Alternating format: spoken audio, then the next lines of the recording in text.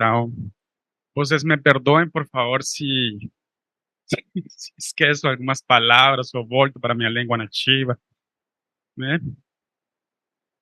E, primeiramente, um agradecimento para a PUC como instituição e receber a Ania e todos vocês aqui para essa 20ª conferência da AMIA. Não sempre se faz 20 anos, né, de história. Agradecer nossos convidados internacionais, professor Bernard Choi, professor Oscar Mujica, todos nossos colegas do Conselho Diretivo. É uma honra também encontrar de novo o professor Ivan. E todos vocês que estão aqui conosco, né? Aproveito também, professora chefe, Rodrigo, assim como você é a chefe da Rita, Rita é a chefe da gente, né?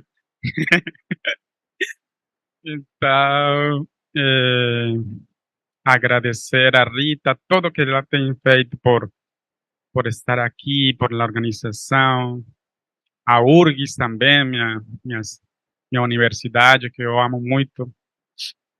É muito bom estar aqui. Então, para continuar com o programa, vamos fazer agora um painel que para mim ficou como um presente da vida, né?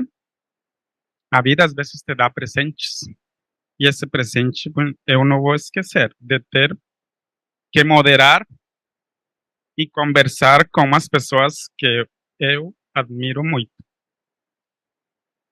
Então, o painel se chama Tire suas dúvidas com os especialistas sobre como publicar um artigo científico.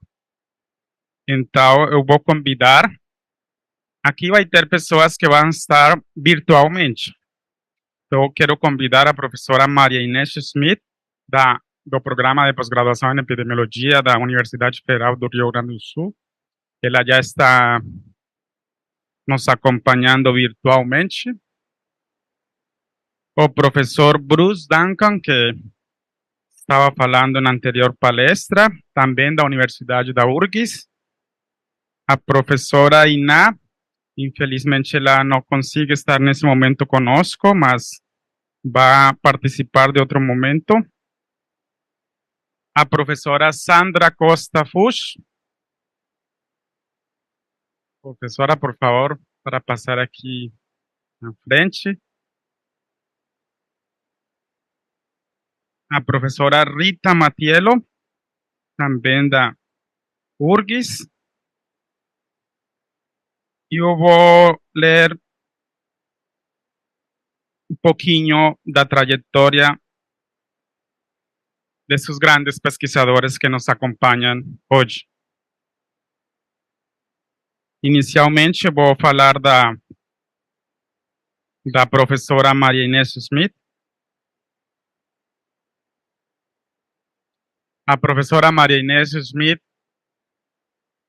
é graduada em medicina e tem uma especialização em endocrinologia em Porto Alegre. Continua sua formação em endocrinologia como um fellow pós-doutoral em Johns Hopkins nos anos 70. Realizou uma formação em epidemiologia em Chapel Hill, na Universidade de North Carolina, mestrado e doutorado, e também pós-doutorado. Depois veio aqui para ser professora titular atualmente da Universidade Federal do Rio Grande do Sul, com atuação no programa de pós-graduação em epidemiologia. Participou de comitês de avaliação de pesquisa e pós-graduação na URGS, FAPERGS, CNPq e CAPES. Atuou como membro de comissões de epidemiologia em sociedades profissionais nacionais e internacionais. Participou da elaboração de diretrizes relacionadas ao diabetes em entidades nacionais e internacionais, incluindo a OMS e a Federação Internacional de Diabetes. É membro titular da Academia Brasileira de Ciências e ela desenvolve investigações sobre diabetes mellitus e outras doenças crônicas não transmissíveis, incluindo síndrome metabólica e obesidade, também como as ferramentas de epidemiologia, busca mostrar a importância global das doenças crônicas não transmissíveis e entender as epidemias atuais que compartilham rotas causais como a obesidade, a diabetes e as doenças cardiovasculares. Seus modelos de causalidade consideram as analogias entre a resposta aguda do sistema e a resposta crônica a estressores no ambiente moderno. Agora vou falar do professor Bruce. Ele também já tinha sido apresentado. Professor Bruce Duncan tem graduação em medicina pela Johns Hopkins, graduação em economia, tem mestrado em saúde pública pela Johns Hopkins, doutorado em medicina pela URGS, pós-doutorado em epidemiologia pela Universidade de North Carolina, é professor titular também da URGS, foi professor adjunto da Universidade de North Carolina, presidente do Grupo Internacional de Epidemiologia em Diabetes, atua na área de saúde coletiva com ênfase em epidemiologia e foco nos seguintes temas: diabetes, obesidade e outros fatores de risco para doenças cardiovasculares. É autor de um livro muito famoso aqui, que é Medicina Baseada em Evidências, e também atua em atenção primária à saúde, carga de doença. Ele veio para o Brasil nos anos 80, 1983, e junto com a professora Maria Inês, eles foram os fundadores do PPG, né, e outros professores de epidemiologia clínica aqui na URGS. Foi um dos proponentes da medicina baseada em evidências no Brasil. Sua pesquisa centrada em estudos multicêntricos nacionais e internacionais sobre diabetes, obesidade, inflamação, disfunção microvascular e doenças associadas. Produziu mais de 350 artigos originais, muitos publicados em revistas de grande impacto, tipo Lancet, BMJ, JAMA e outras, né? Foi um dos fundadores do PPG, já falei, que agora é nível 6 da CAPES, e atualmente trabalha com o Global Burden of Disease. Obrigado, professor Maria Inês e professor Bruce, por estar aqui nesse painel. Vou apresentar a professora Sandra Costa Furs, que nos acompanha aqui presencialmente. Professora Sandra é professora titular do Departamento de Medicina Social da Faculdade de Medicina da URGS. Iniciou sua vida profissional como pediatra, migrando progressivamente para a pesquisa. Tem experiência na condução de estudos de casos e controles, completando formação como defesa de tese do doutorado em diarreia grave no sul do Brasil e tem pós-doutorado da Escola de Saúde Pública de Johns Hopkins, em Baltimore. É professora visitante do Departamento de Nutrição da Harvard School of Public Health em Boston, com a oportunidade de interagir com pesquisadores que lideram a investigação de doença cardiovascular. Foi parte do estudo PREVER, constituído por 2 ensaios clínicos randomizados multicêntricos, os quais investigaram prevenção do desenvolvimento da hipertensão através do tratamento medicamentoso e o controle da hipertensão. Atualmente, o destaque para o estudo OPTIMAL, que inclui o Optimal Diabetes e o Optimal Stroke, ambos em andamento. Em 2015, tornou-se Fellow of the American Heart Association, posição obtida através de eleição por pares. Atualmente no segundo mandato como coordenadora do PPG em Ciências de Saúde, Cardiologia e Ciências Cardiovasculares da URGS, e faz parte dos grupos internacionais de pesquisa como o NCD Risk Factor Collaboration e o Andante Project. Professora, muito obrigado por estar aqui conosco. E, finalmente, a professora Rita Mattiello, que eu quase não conheço ela, né? Ela tem uma graduação em fisioterapia pelo Centro Universitário Metodista, não sabia disso. Mestre em Saúde Mestre em Saúde da Criança e do Adolescente pela URGS, doutor em Saúde da Criança e do Adolescente pela URGS, pós-doutorado em Saúde da Criança e do Adolescente pela PUC, ela é doutora ao quadrado, doutora em epidemiologia pela URGS, tem um Research Fellow na Indiana University e na Concordia University em Canadá, atua como coordenador e colaborador de estudos multicêntricos nacionais, internacionais, interdisciplinares na área de saúde coletiva, com ênfase em epidemiologia e foco nos seguintes temas: nutrição, estudos populacionais, validação de instrumentos, é atual presidente da rede AMNET, membro da Sociedade Sabrasco, Associação Brasileira de Saúde Coletiva, de International Epidemiological Association, da Society for Epidemiology Research, professora adjunta da Escola de Medicina no Departamento de Pediatria do Programa de Pós-Graduação em Medicina e Ciência da Saúde bom, na verdade, atualmente da URGS, né, do Programa de Pós-Graduação em Epidemiologia da URGS. Atualmente professora do departamento e, já falei, da URGS. Bom, e a gente tem um histórico de colaboração, né, que conheço pessoalmente a Rita. Então, professora Rita, seja bem-vinda e muito obrigado por estar aqui conosco. Então, professores, esse painel, a ideia é que esse painel seja uma coisa mais de conversar, né? Aproveitar toda a sua experiência e trajetória. E para isso, eu trouxe duas perguntas que podem ajudar a tirar as dúvidas dos jovens pesquisadores. Então, eu queria que vocês me contem, por favor, brevemente. Cada um, por favor, pense em duas coisas boas que se devem fazer e duas coisas ruins que não devem ser feitas para ter sucesso na publicação de um artigo científico em uma revista científica de boa qualidade. Essa seria a primeira pergunta e aí já fiquem à vontade quem gostaria de falar primeiro. Sim? Então, não sei se a professora Maria Inês quer começar ou o professor Bruce.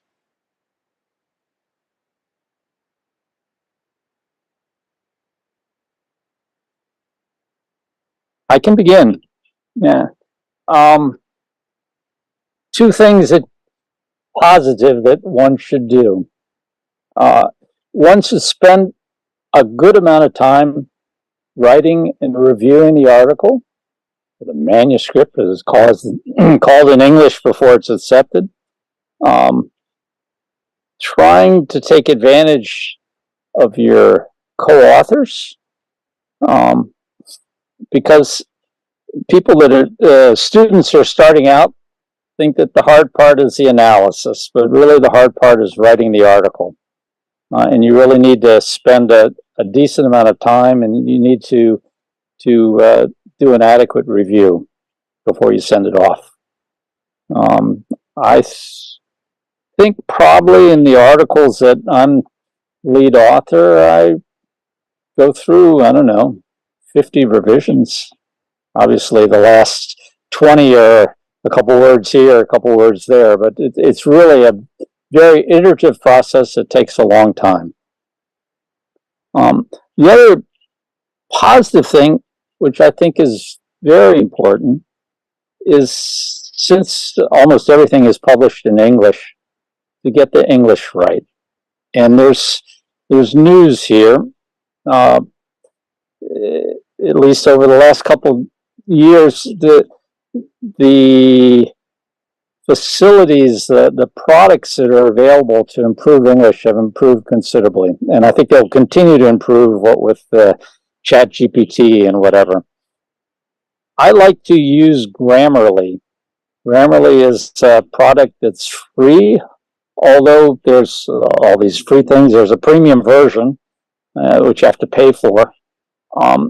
It's not completely cheap, but for somebody who's going to pay $2,000 to publish an article in BMC or Frontiers or whatever, it's cheap. And I'm amazed. I'm a native English speaker. I've been writing forever. I'm amazed at the number of things that Grammarly picks up that would be better done.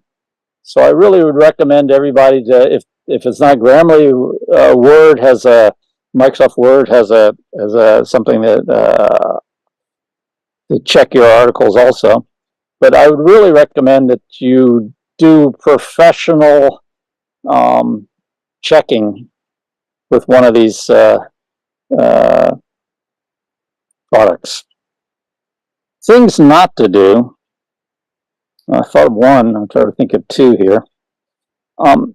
Almost always your article will come back with reviews that you need to do from the reviewers, comments and suggestions which need to be taken into account.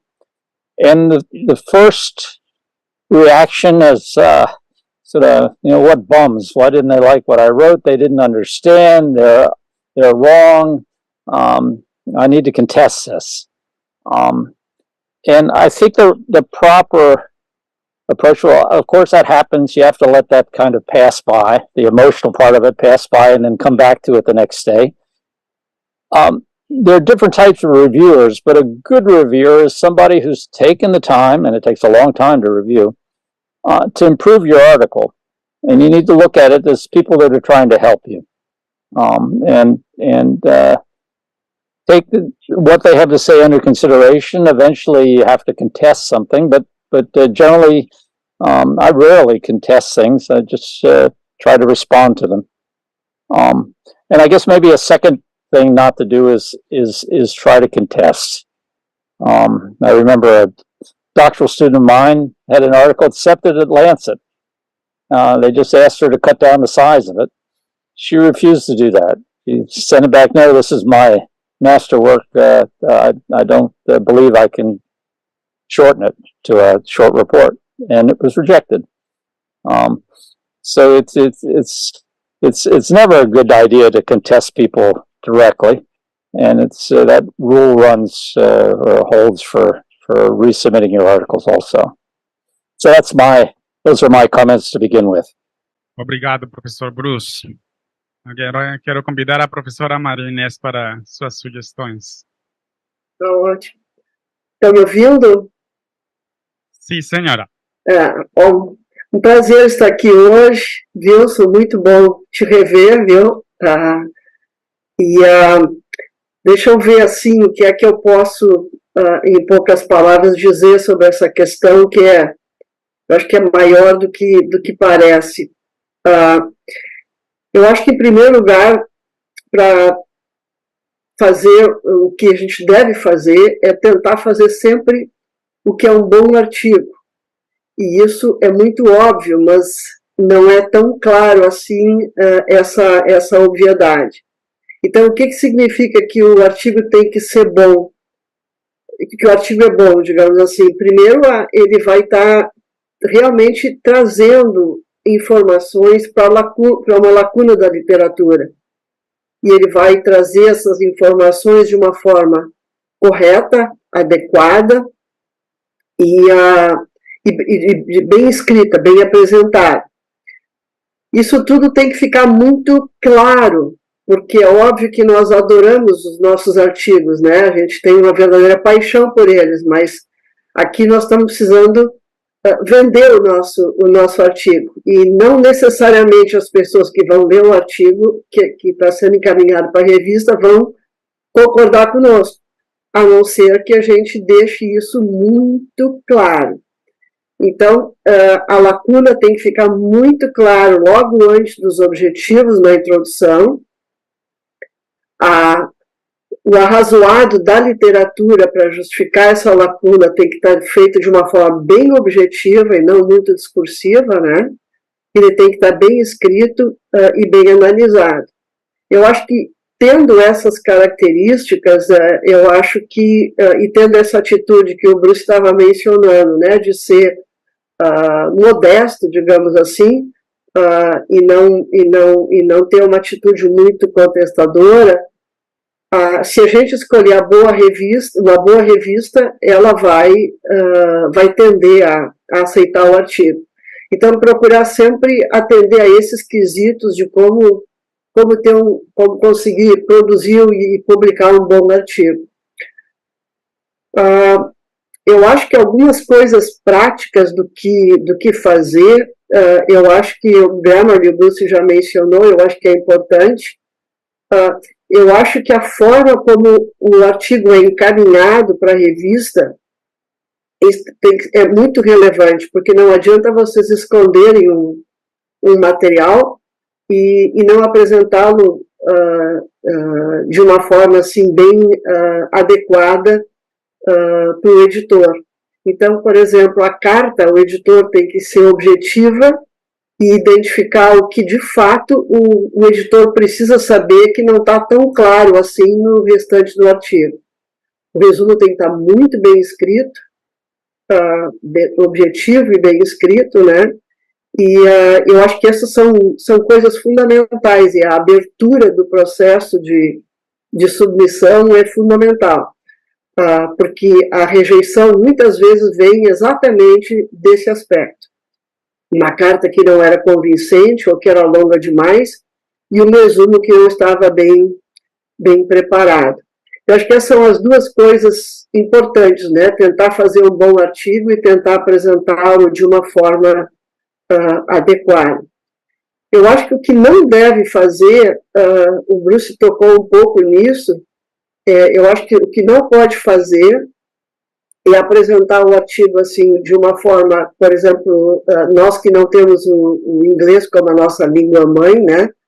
Apresentar o artigo de uma forma média, assim, né? E não extremamente bem escrita, porque tem já recursos para a gente fazer e tornar ele bastante interessante a leitura, e usar esses recursos para que tenha uma linguagem fluente, agradável e de boa leitura. Eu acho que não dá para ter uma atitude inadequada com o editor e com os revisores quando for responder as perguntas. Então, tem coisas práticas que depois, se quiserem, a gente pode entrar em mais detalhes, mas eu acho que é fundamental, quando recebe uma revista, uma resposta da revista, em primeiro lugar, aguardar um pouco para responder. Aguardar um pouco significa 2 dias, por exemplo, para passar aquele susto, né, de que não acharam o nosso espetacular artigo muito bom, né? Então, dá-se uns 2 dias para passar aquela reação, e aí, então, a nossa objetividade retorna e a gente pode responder a eles. Só não levem tempo demais. Eu recomendo, eu acho que esse é um erro, levar muito tempo. Se a revista dá 30 dias, não precisa mandar no dia 29, né? Manda antes, porque o editor e os revisores vão lembrar muito melhor do artigo de vocês se mandarem antes. Então, eu acho que tente achar um bom momento para mandar, no máximo 2 semanas, eu acho que vocês deveriam considerar retornar o artigo para a revista. Que são, em linhas gerais, eu acho, o que fazer e o que não fazer. Estou à disposição depois para outras questões. Obrigado, professora Maria Inês. Eu vou dar a palavra para a professora Sandra para suas considerações. Oi, Inês, Bruce. É um prazer estar aqui falando para essa turma mais jovem do que nós e na presença de colegas tão ilustres. Nós temos uma concordância nata aqui sobre o que fazer ou não. O que já foi mencionado, obviamente, eu concordo, mas eu queria explorar outros aspectos. Primeiro, por que publicar? Para a gente chegar ao ponto de publicar, significa que a gente já teve uma boa ideia, achou alguém que financiasse essa ideia e transformou isso num projeto, e esse projeto virou uma pesquisa com resultados. Então, nesse ponto, a gente já percorreu um caminho longo de desbravar uma ideia que foi pouco explorada ou pouco, digamos assim, investigada. E aí, essa boa ideia é o que vai acabar garantindo uma publicação se os outros aspectos forem cumpridos. Então, eu acho que a primeira coisa é conhecer o objeto da nossa investigação e tentar explorar aquilo que ainda não foi explorado em outros projetos, em outras pesquisas, tentando achar a novidade, aquilo que pode interessar um grande número de pessoas e certamente uma revista de impacto. O segundo aspecto é se cercar de pessoas com quem vocês queiram compartilhar essa publicação e usar o melhor que essas pessoas têm a oferecer. Porque, muito frequentemente, quando a gente trabalha com um grupo de pessoas muito ocupadas, a gente acaba fazendo e as outras pessoas revisam, e às vezes os coautores estão ocupados demais para gastar um tempo pensando naquilo que está escrito. Esse é o maior erro que a gente pode cometer, porque aí a gente está transferindo para o revisor da revista a responsabilidade de ser crítico em relação àquilo que a gente escreveu. Então, eu aprecio muito quando eu tenho coautores que realmente fazem o trabalho de casa e leem e dizem assim, não, mas isso aqui não ficou bom. Eu tenho alguns exemplos, mas vou citar só um. Vocês talvez conheçam da literatura, porque é uma pessoa extremamente conhecida, que é o Paul Wellton, irlandês, naturalizado norte-americano, que é uma dos expoentes internacionais em hipertensão e também doença cardiovascular. E a média dele de revisões de um manuscrito é de, no mínimo, 7. É mais do que isso é média. Dificilmente escapa de 5 revisões. Antigamente era lápis riscado no manuscrito impresso, atualmente é eletrônica, mas ele está sempre, inclusive, corrigindo a ele mesmo, tentando achar a melhor maneira de expressar uma ideia. E certamente não é uma pessoa beligerante, a maneira dele discutir artigos não é diminuindo a qualidade de outros artigos para salientar aquilo que ele faz. Então, eu acho que são aprendizados práticos de que se alguém gastou um tempo, um revisor gastou um tempo lendo aquilo que vocês escreveram e ele retornou para a revista, às vezes com um comentário final desfavorável, e vocês vão ter que trabalhar muito mais para conseguir publicar aquele artigo, tem que lembrar que aquela pessoa deixou de fazer alguma coisa produtiva para ela mesma, para ler o artigo de vocês e tentar dar uma ideia e uma sugestão. Nem todo mundo é generoso o suficiente para fazer isso, tentando ajudar aquele autor jovem que está tentando vender um paper. Às vezes a pessoa não tem muita paciência, então as coisas que Bruce e Inês mencionaram são fundamentais. A gente tem que ter uma belíssima apresentação do formato do produto que a gente quer vender e certamente tem que minimizar ou não incorrer em nenhum tipo de erro, porque as pessoas não precisam ter paciência que a gente não entende inglês, não fala, não escreve o suficientemente bem para vender um produto.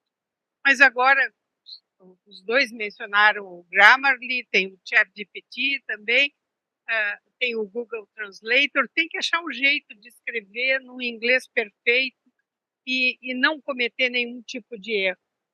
Porque se alguns têm paciência, outros não têm. E se o produto não vem bem apresentado, certamente a boa vontade diminui marcadamente. Então, para começar a discussão desse assunto, essas são as minhas ideias iniciais. Obrigado, professora. Agora vou dar a palavra para a Rita. Momento desse eu me sinto privilegiada. Eu olho o Dr. Ivan e penso que ele já foi meu colega. Eu penso que a doutora Iná já foi minha colega. E hoje, com muito orgulho e satisfação e gratidão, sou colega do professor Bruno, do professor Marinês, do professor. É uma enorme alegria. E fica bem difícil falar depois deles, né? Então eu vou tentar... Rita, eu estou tendo um pouco de dificuldade de ouvir. Ah, tá bem. Eu vou falar mais perto, professor. Agora? Ah, please. Eu falei que é um privilégio trabalhar com vocês, que eu sou muito grata. Então, pensando no que eles falaram e acrescentando algo, reforçando talvez, reforçando algo que eles já mencionaram, mas eu gostaria de mencionar, que é um pouco representa um pouco desse congresso, é a colaboração, né?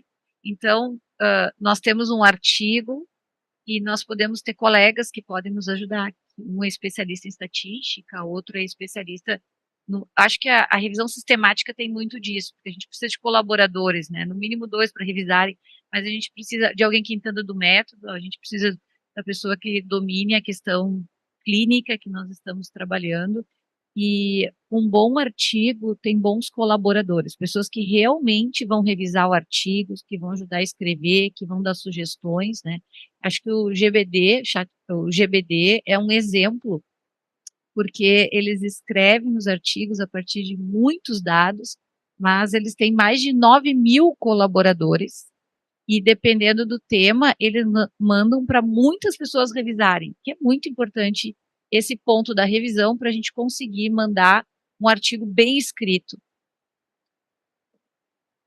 Outro ponto que foi mencionado, mas eu gostaria de reforçar, é revisar muito a literatura antes de mandar, né? Por exemplo, se já tem uma revisão sistemática sobre aquele tema, ela tem que ser mencionada, porque existe uma grande probabilidade que a pessoa que escreveu o artigo que nós não mencionamos, por algum motivo, vai ser o revisor do artigo de vocês. Acho que ele não vai, tenho a impressão que ele não vai gostar muito que vocês esqueceram de mencionar o trabalho dele. Então, vale a pena rever bem a literatura, citar bem é um problema, uma citação, a gente às vezes cita de forma inadequada. Hoje, quando a gente, no Google acadêmico, a gente já recebe os avisos de quem nos citou, e a gente vai lá e olha o artigo, a pessoa mencionou algo sobre o meu trabalho que eu não falei nada sobre aquilo no meu trabalho. Então, é muito importante as referências precisas, os dados, revisarem a tabela, revisarem o resumo, volta para o texto, para não ter esse tipo de erros, né? E um outro ponto que eu aprendi há alguns anos com um professor que trabalha com educação em saúde é conhecer o perfil da revista, né? Então, às vezes, a gente quer mandar muito para uma revista que é estilo Barcelona, mas a gente está com um produto que é São José, e a gente tem que, para quem não sabe, são equipes de futebol. Nós outros temos que reconhecer o equipe que estamos trabalhando. Então, vale a pena ler os artigos da revista, saber o perfil de escrita da revista, ler as normas da revista, né? Que daí a gente tem uma probabilidade de já começar acertando, né? Sabendo o perfil da revista. O que não fazer é o contrário disso, né? Não preparar bem o artigo, não revisar bem, não incluir colaboradores que podem contribuir de forma exponencial para o nosso artigo, né? E o que já fosse mencionado, eu não tenho esse problema de ficar braba com os revisores, mas as pessoas às vezes têm muito um sentimento pessoal com isso, né? É ciência, né?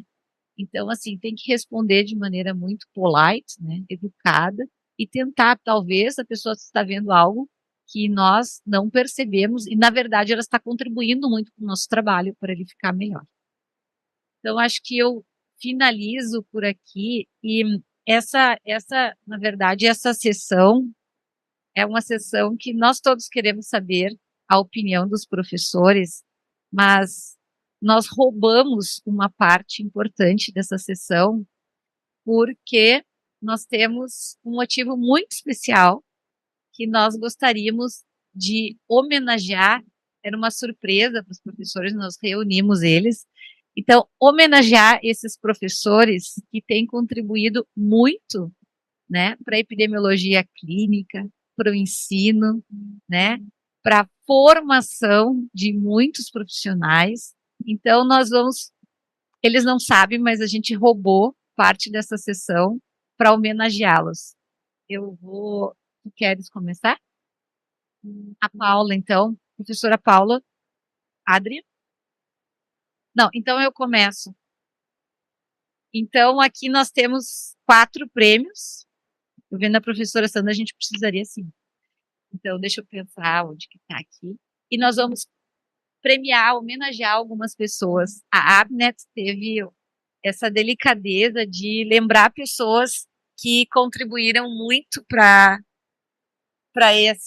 nós chegarmos no Brasil, na América Latina, e perdi o meu.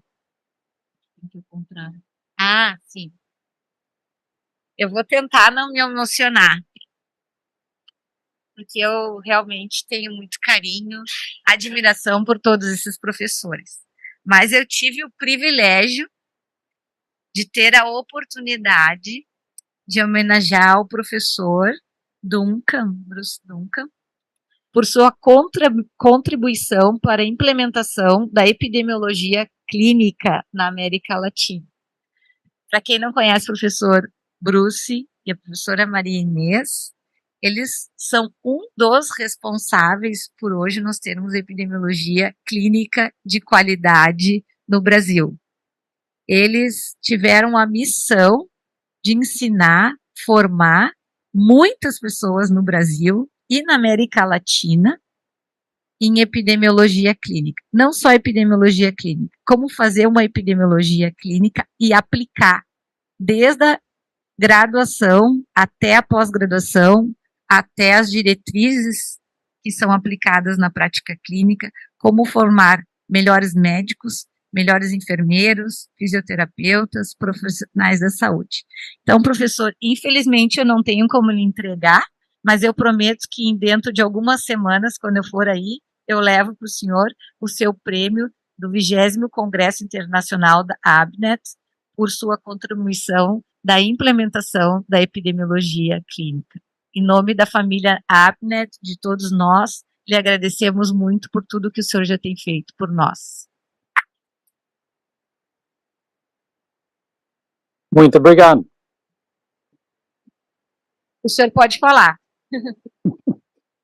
Eu não sei o que falar. Eu acho que exagerou um pouco na questão da...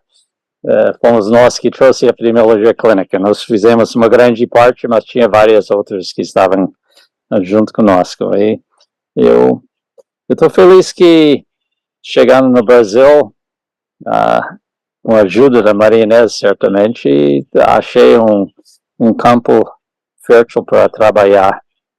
E estou grato que eu consegui fazer o que consegui ao longo desse tempo. E certamente achando pessoas dedicadas e competentes ao longo do caminho, olhando dois aqui, três, Sandra, Rita e Wilson na frente lá, e várias outras na plateia. Eu acho que ajudarem ao longo do percurso era uma coisa muito importante. A gente não faz coisas sozinha, a gente faz coisas em grupo. Mas muito obrigado.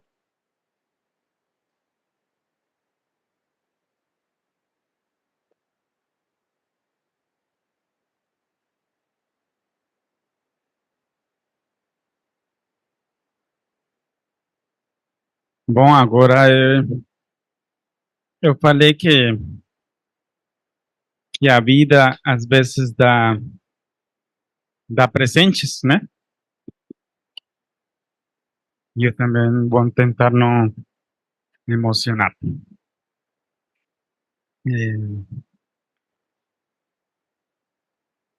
Eu tenho o privilégio de entregar esse prêmio para a professora Maria Inês Schmidt. O prêmio Maria Inês Schmidt para a professora Maria Inês Schmidt. O prêmio Maria Inês Schmidt destaca uma pessoa que se tenha distinguido por ter realizado ações, tarefas ou contribuições de particular relevância e significado na área da vigilância das doenças crônicas não transmissíveis, 15 de setembro de 2023. Então, como já falamos, a professora Maria Inês, junto com o professor Bruce e outros professores, são que iniciaram a epidemiologia clínica, né? Eles também têm uma coisa que eu acho que é muito importante, que é a formação dos novos pesquisadores. Então, eu faço parte dessa coorte de alunos que tivemos o privilégio de ser formados por esses grandes mestres, E de verdade, prof. Maria Inês, que infelizmente você não está aqui, mas em outro momento seguramente vou te dar um abraço para te entregar o prêmio e parabéns. ¿É? ¿No?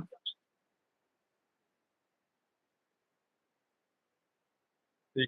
Esse prêmio, professora Maria Inês, no futuro vai ser o prêmio que vai homenagear as mulheres que estão fazendo ações muito grandes na pesquisa, particularmente nas doenças crônicas. Então, você é a primeira professora Maria Inês e com certeza vai continuar para outras grandes pessoas que têm contribuído muito nessa área da pesquisa. Então, professora Maria Inês, você tem a palavra. Muito obrigada. Realmente uma surpresa, né? Uma homenagem tão bonita especialmente, né? Apresentada pelo Wilson, que eu tenho assim um carinho, um respeito, uma consideração muito grande. Fico muito feliz. Eu estava pensando assim, aqui poucos de vocês talvez saibam disso, mas eu comecei a minha vida na ciência básica. Eu comecei trabalhando com fisiologia, farmacologia, e foi quando eu fui para os Estados Unidos que eu me dei conta do potencial que a epidemiologia tinha para fazer aquelas coisas que eu de fato gostaria de fazer, que era trabalhar com promoção de doença, prevenção de doença, especialmente doenças crônicas degenerativas, e em especial, né, o carinho que eu tenho para as questões do diabetes. Então, acho que esse evento e essa homenagem realmente são muito, mas muito especiais para mim. Muito obrigada.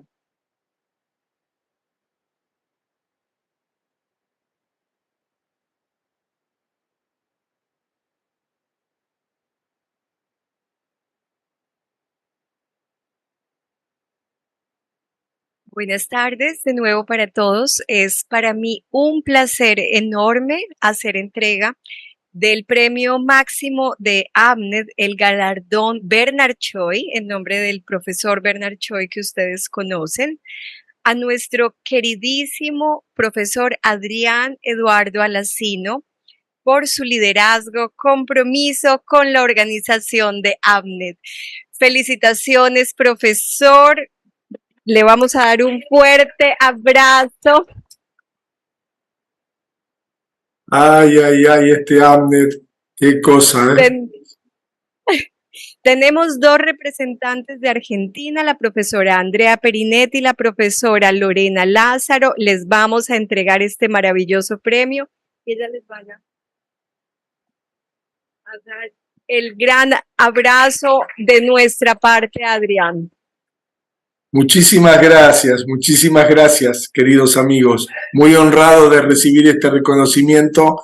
Me emociona mucho ser parte de esta familia de ABNET tan linda y gracias. Desde acá a la distancia no pude llegar, pero los abrazo y les agradezco de todo corazón. Muchísimas gracias, profesor Adrián. Les quiero contar que Adrián es uno de los miembros más antiguos de ABNET, fue el presidente por 2 ocasiones, ahorita me corriges las fechas, además ha hospedado la conferencia de ABNET por más de 2 veces en Mar del Plata, en la hermosísima Mar del Plata. Continuamos una serie de relaciones, de networking, de conexiones de las cuales hablaba el profesor Bernard hace un rato, y esta es la muestra viviente de que es posible hacer sueños conjuntos, sueños globales, sueños que nos unan y que es posible mantener esos sueños e ideales por larguísimo tiempo. Para mí es un honor hacer esta entrega porque realmente, además de entregar un premio, reconocer la persistencia, el amor y el creer en que esos sueños con trabajo, con ganas, con realmente esta juntanza de hermanos, de amigos, se puede hacer realidad. Entonces, gracias, profesor, y vamos a seguir creciendo. Muchas gracias a todos.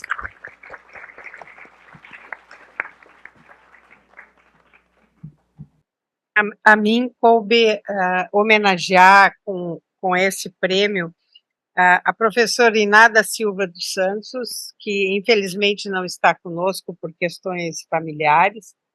E eu queria falar um pouquinho, acho que a maior parte de vocês provavelmente sabe de quem eu estou falando. A professora Iná é epidemiologista, trabalhou a vida inteira na Universidade Federal de Pelotas, mas ela começou fazendo a medicina comunitária e sendo uma médica atuante em termos de assistência. Quando a epidemiologia se instalou em Pelotas, através da ida do César Victor e Fernando Barros para lá, houve naturalmente uma atração de professores que tinham vontade de aprender epidemiologia e desenvolver uma carreira voltada para além de ensino e para pesquisa. E a professora Iná recebe essa homenagem pela contribuição dela para o ensino de epidemiologia clínica na América Latina. Falando um pouquinho mais de quem é a Iná, aqueles que convivem com ela ou em algum momento conviveram, sabem que é uma pessoa extremamente generosa, extremamente elegante no trato e nas questões pessoais que envolvem as dificuldades para a gente fazer pesquisa e para conduzir grupos. Junto com o César, com o Fernando, com a Aninha, com a... quem mais? Eu vou esquecer a Cora, que também já se aposentou. Eles constituíram um núcleo de pesquisadores altamente produtivos que colocou Pelotas no mapa. Muita gente não sabe onde fica Porto Alegre, mas sabe aonde fica Pelotas, né? E por mais que isso doa nos porto-alegrenses, Pelotas merece esse reconhecimento todo e certamente as coortes de Pelotas contribuem para grande parte de diretrizes que a gente tem em crescimento, desenvolvimento de crianças pequenas, e muito do que a gente aprendeu ao correr da vida tem uma base lá, uma base bem atual nas coortes de Pelotas. E para conduzir a disputa por nacos daquelas coortes, nada como uma professora elegante, generosa, receptiva, que acalentou 25 alunos de mestrado, 24 alunos de doutorado, e com eles juntou um corpo de conhecimento contido em 391 artigos publicados. Digamos assim, não é pouca coisa, né? E eu acho que a professora Iná, ao fazer essas atividades todas, ela foi semeando uma semente pequenininha, a epidemiologia, na vida de cada uma daquelas pessoas, de tal maneira que aquelas pessoas não são mais as mesmas que eram antes de conhecer epidemiologia. Eu sempre digo que eu me apaixonei pela epidemiologia porque, quando eu aprendi com o Bruce e a Inês, eu enxerguei uma janela, e dessa janela eu pude enxergar o mundo, e isso foi de um prazer impossível de qualquer métrica determinar o tamanho. Então, a nossa homenagem à professora Iná, que certamente merece esta comemoração e essa celebração nesse congresso. Obrigada.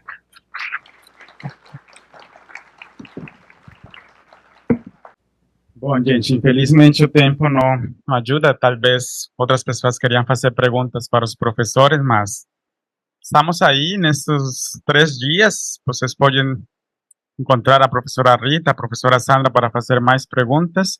Então vamos encerrar, né?